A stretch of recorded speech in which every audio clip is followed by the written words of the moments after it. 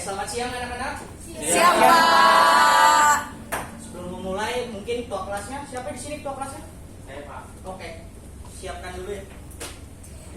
Oke teman-teman, sebelum kita memulai pertemuan hari ini, alangkah baiknya kita berdoa menurut agama dan kepercayaan masing-masing. Berdoa dimulai.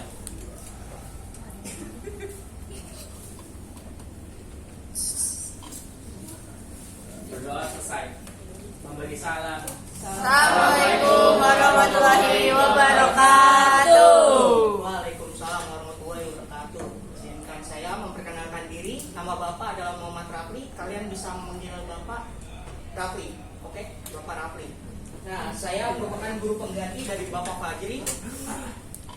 Pengganti sementara ya. Sebelum kita memulai pada materi hari ini, mungkin ada yang bisa menjelaskan materi minggu lalu yang dijelaskan Bapak Fajri. Saya Pak. Namanya?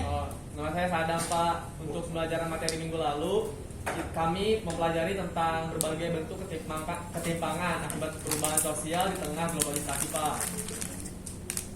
Ya. Mungkin ada yang bisa memberikan ulasannya lebih ini lagi. Ya, Namanya? dia Syah. Syarian Pak. Oke, Nasya. Oke. Ya, Lanjut. materi minggu lalu tuh menurut saya jadi ketimpangan sosial itu tidak bisa dipisahkan dari arus globalisasi. Ketimpangan sosial muncul dari perbedaan atau ketidaksamaan dalam masyarakat. Berbagai bentuk ketimpangan tersebut dapat muncul di negara maju, negara berkembang, dan negara miskin. Oke, terima kasih. Ya.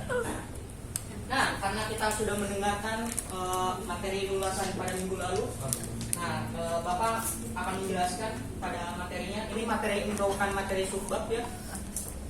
Pada materi minggu lalu, yaitu ketimpangan sosial dalam masyarakat dan berbagai akibatnya.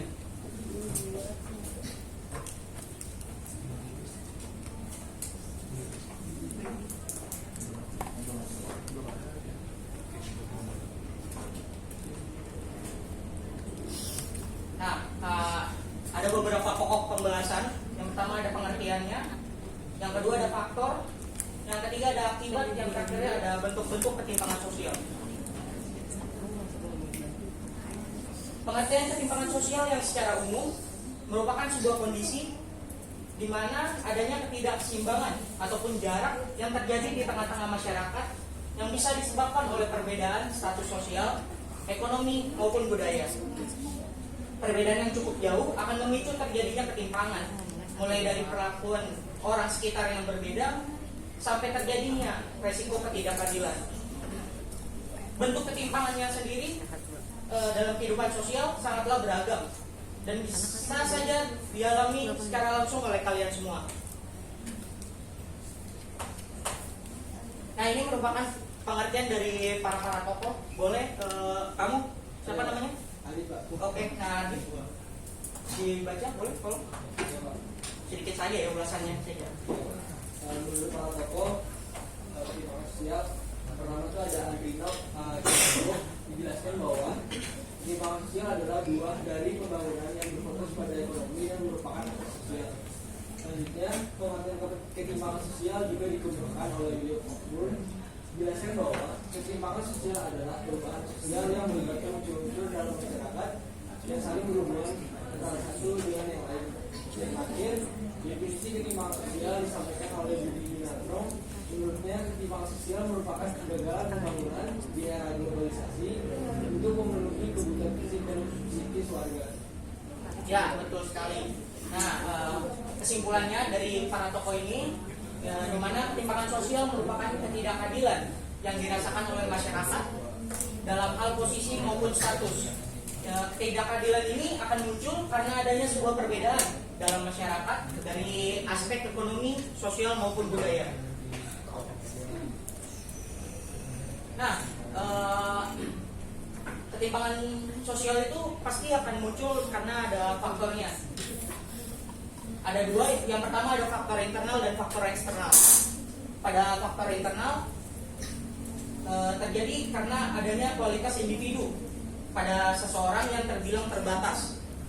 Yang pertama ada memiliki pendidikan yang rendah, yang kedua ada keterampilan yang rendah, Yang ketiga ada kesehatan yang kualitasnya masih rendah. Yang terakhir adanya hambatan budaya seperti budaya kemiskinan yang membuat seseorang terbiasa memiliki akses yang minim ke berbagai bidang, baik itu pendidikan, kesehatan, dan lain sebagainya.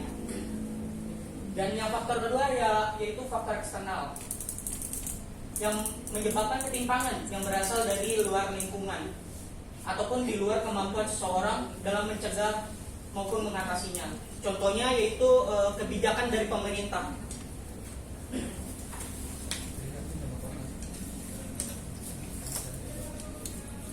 Nah, ini ada akibat dari ketimpangan sosial. Yang pertama ada tidak meratanya pembangunan fasilitas pendidikan maupun kesehatan.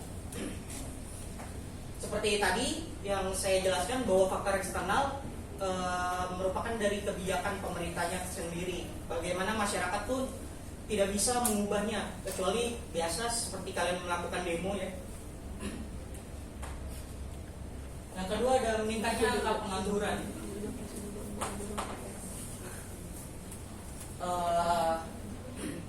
Hal ini sama saja seperti tadi yang kebijakan pemerintah yang membuka lapangan pekerjaan yang seharusnya masih banyak bisa dibuat lapangan pekerjaan yang baru. Yang terakhir ada meningkatnya kriminalitas, di mana seseorang yang tidak berkecukupan pasti akan memiliki sebuah masalah seperti kelilit utang ya, di mana dirinya akan berpikir untuk melakukan begal nih contohnya ataupun merampok.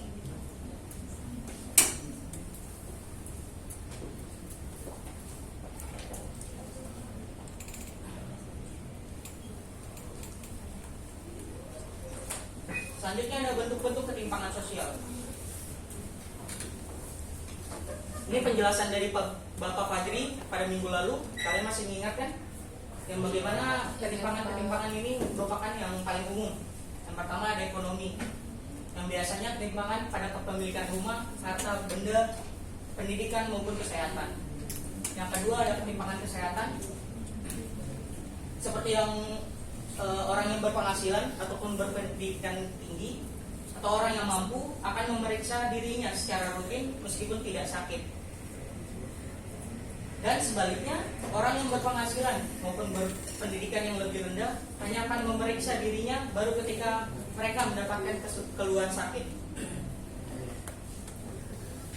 Nah, contohnya pada ketimpangan kesehatan bisa kalian lihat pada berita-berita yang biasanya orang yang memakai BPJS biasanya tidak didahulukan daripada orang yang langsung bayar cash. Ini yang selanjutnya ketimpangan ini ya. Ini saya salah ketik. Ketimpangan pada lapangan pekerjaan. Tingkat pengangguran terbuka di perkotaan tercatat lebih tinggi dibandingkan perdesaan. Mengapa? Kenapa bisa hal itu terjadi? Karena hal ini terjadi karena persaingan kerja penduduk kota yang lebih besar dibandingkan penduduk desa.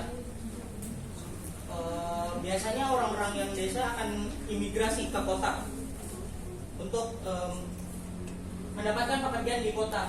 Tetapi karena banyaknya orang desa yang imigrasi, persaingan di pekerjaan di kota akan semakin banyak. Yang terakhir ada ketimpangan pendidikan.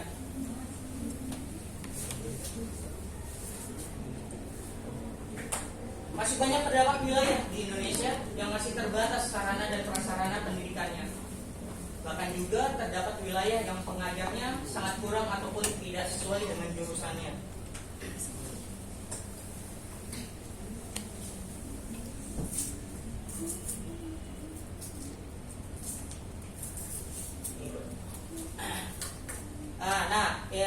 Saya akan membagi dua kelompok. Yang pertama ada kelompok Maulana dan Rayyan. Yang kedua ada Sadam dan Syariat. Inilah pertanyaannya. Mungkin diskusi terlebih dahulu ya. Nanti yang bisa jawab Bapak akan berikan hadiah.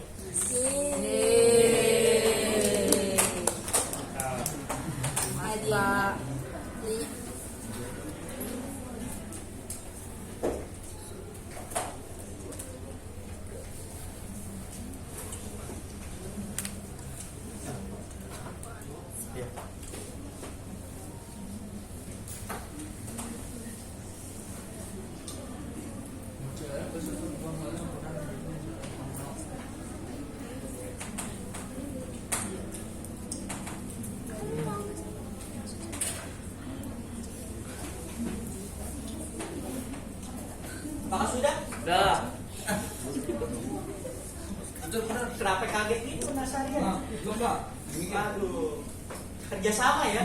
Oh iya benar.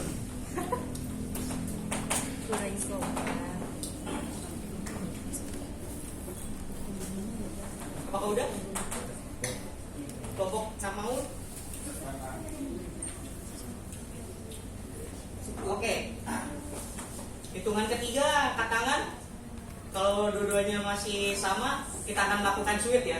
Biar adil, biar tidak terjadinya ketimpangan nih. Oke, Pak. Siap. Oke, 1, 2, 3.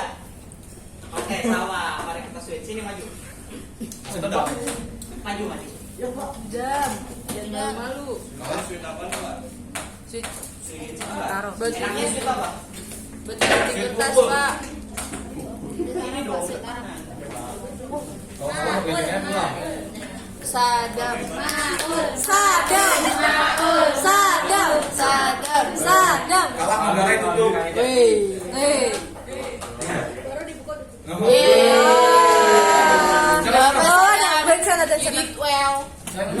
Oke, Gue yang maju. boleh dijawab?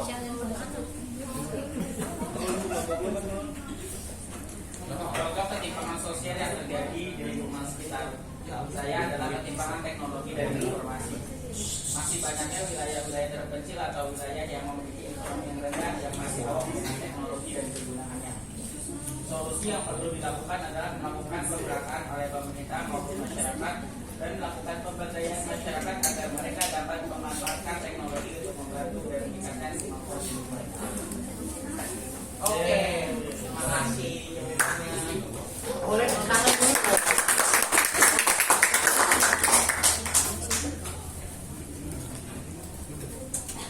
Nah, itulah contoh dari kelompok Namaul ya. Nah, ini adalah contoh dari Bapak. Ini adalah kisah Dewi dan Putri, dua anak perempuan dari Indonesia. Dewi berasal dari keluarga yang termasuk 10% rumah tangga terkaya di Indonesia. Sebaliknya, Putri berasal dari keluarga yang termasuk 10% rumah tangga termiskin di Indonesia. 28 juta orang Indonesia hidup miskin seperti keluarga Putri. Ketimpangan antara Dewi dan Putri dimulai sejak dalam kandungan. Ibu Putri tidak mampu untuk mengunjungi fasilitas kesehatan formal ketika hamil dan juga tidak mengkonsumsi nutrisi yang sesuai.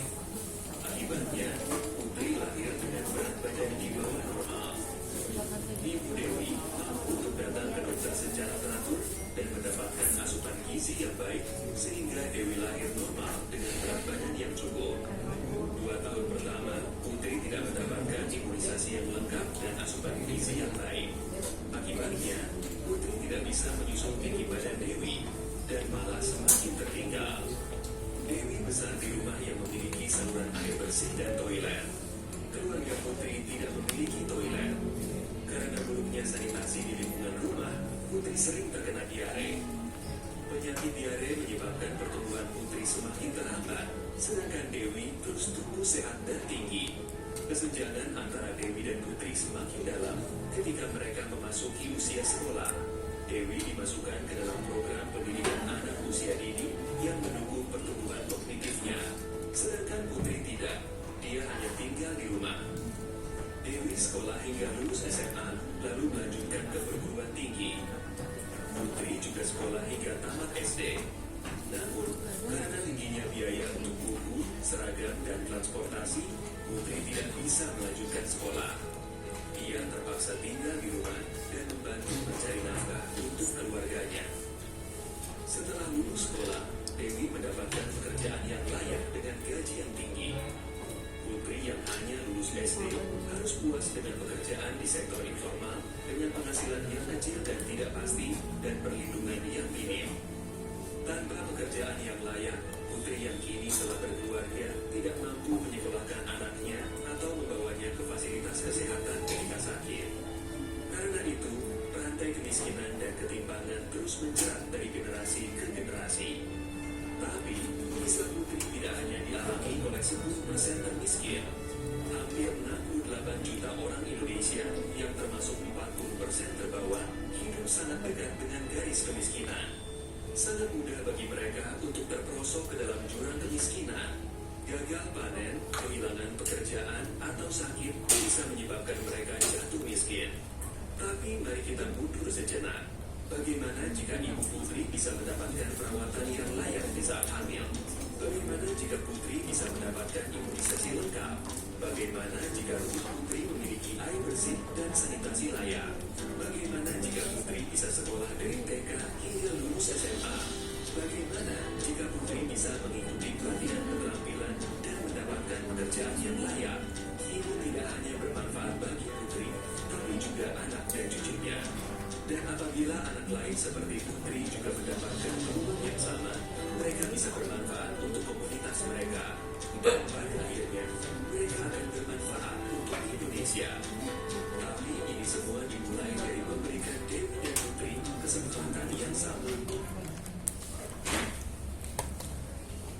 Oke, setelah kalian melihat video tadi, mungkin ada yang bisa memberikan kesimpulan pada materi hari ini ya.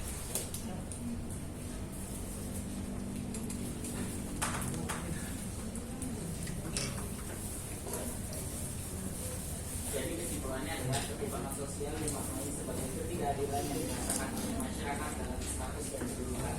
Ketimpangan sosial di masyarakat tentunya memiliki berbagai macam akibat yang berbeda-beda. Tersebut sebenarnya dapat menjadikan berbagai tingkat ketimpangan di suatu wilayah. Adapun dampak ketimpangan sosial terhadap hidup masyarakat dapat mendorong agar bergerak ke arah yang lebih baik. Oke, terima kasih. Boleh tepuk tangan dulu. Kalau dari tadi mendengarkan penjelasan saya, karena kita sudah waktunya untuk pulang. Siapa yang mau pulang? Mau ya? Mau, Pak. Oke. Mungkin memang udah waktunya juga. Sekian dari saya. Wassalamualaikum warahmatullahi wabarakatuh. Waalaikumsalam.